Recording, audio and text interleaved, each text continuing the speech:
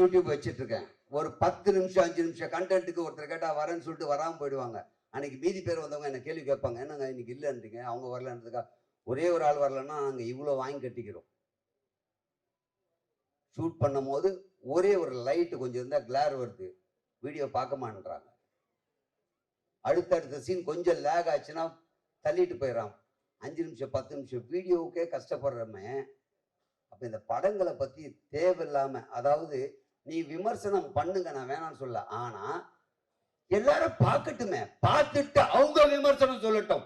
பொதுமக்கள் விமர்சனம் சொல்லட்டும், நாங்க ஏத்துக்கிறோம்.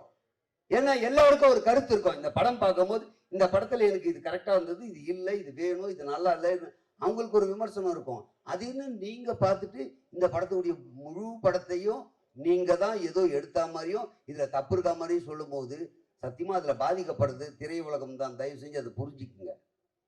உங்களுடைய ஒரு நாள் வருமானத்திற்காக, உங்களுக்கு வியூஸ் வேணும்ன்றதுக்காக, உங்களுக்கு சப்ஸ்கிரைபர் வரணுன்றதுக்காக தயவு செஞ்சு இந்த வேலையை செஞ்சிடாதீங்க.